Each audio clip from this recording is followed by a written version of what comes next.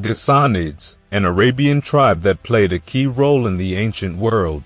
Originally from South Arabia, these guys moved up to the Levant around the 3rd century. Eventually, they built a Christian kingdom under the protection of the Byzantine Empire. Their society blended with the local Christian community, and over time, they became more Hellenized, meaning they adopted a lot of Greek culture and practices. Now, there's a chance some of the Ghassanids were already Christian before they left South Arabia, probably trying to escape religious persecution. As allies of the Byzantines, the Ghassanids fought in the Byzantine-Sassanian Wars, where they clashed with the Lakhmids, another Arabian tribe that supported the Sassanians. Unlike the Ghassanids, though, the Lakhmids followed a different form of Christianity. On top of that, the Ghassanids' kingdom acted as a buffer zone, helping to protect Byzantine lands from raids by the Bedouin tribes. After more than 400 years of existence, the Ghassanid kingdom fell during the Muslim conquest of the Levant.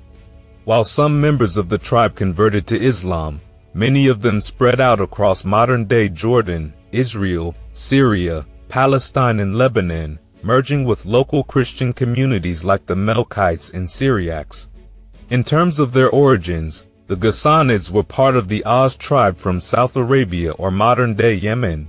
According to Arab genealogies from the early Islamic period, their ancestor was Japhna, a figure whose lineage is said to link them to other well-known Arabian tribes like the Ansar.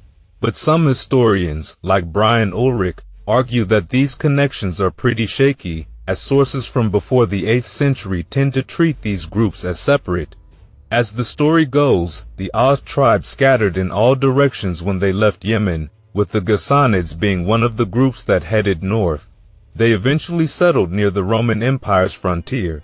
In fact, we have evidence from ancient geography that ties them to the Roman lands, and historical records mention a tribe called Ghassanids, likely referring to the Ghassanids. By around the year 473, their chief, Amorxos, signed a treaty with the Byzantines, and from then on they became official allies, or foederati, of the empire.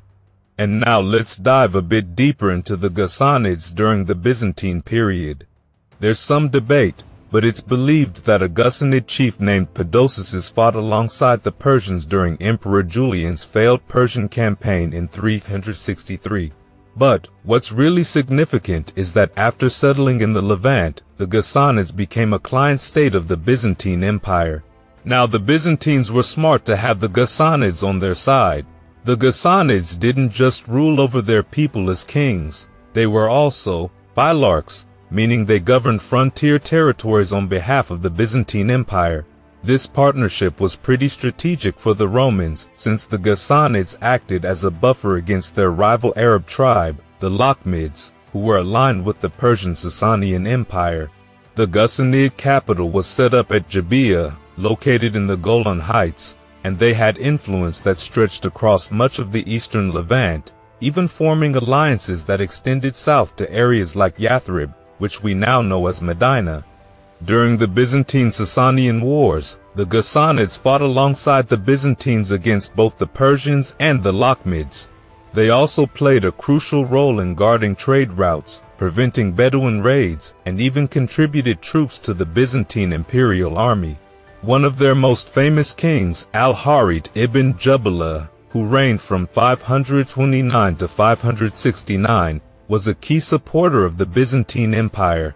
In fact, Emperor Justinian I honored him with the highest title given to a foreign ruler. He even got the title of Patrician. Al-Harith wasn't just a political leader, though. He was also a Miaphysite Christian, which put him at odds with Orthodox Byzantium. Despite the religious tension, he helped revive and support the Syrian Miaphysite Church.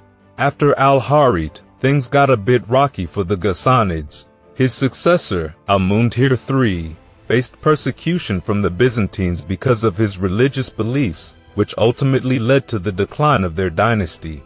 But during their peak, the Ghassanids were not only political and military players, they were also cultural patrons. They supported poets like Al-Nabiyya and Hassan ibn Thabit at their courts, and contributed to religious and public building projects, which added to their prosperity. Now let's fast forward to the early Islamic period, when the Muslim state started expanding under the Prophet Muhammad and later Caliph Umar. The Muslims attempted to win over the Ghassanids, but without much success. The last Ghassanid ruler, Jabala ibn al-Iham, ended up fighting against the Muslims at the Battle of Yarmouk around 636.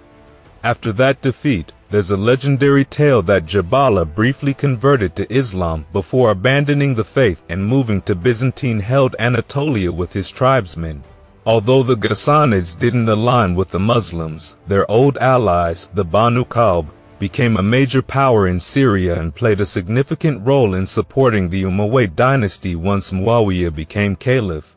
Over time, many Ghassanids either converted to Islam or assimilated into the local Christian communities under Muslim rule. By the time the Umayyad dynasty came to power, some Ghassanid families remained influential in Damascus and the surrounding regions.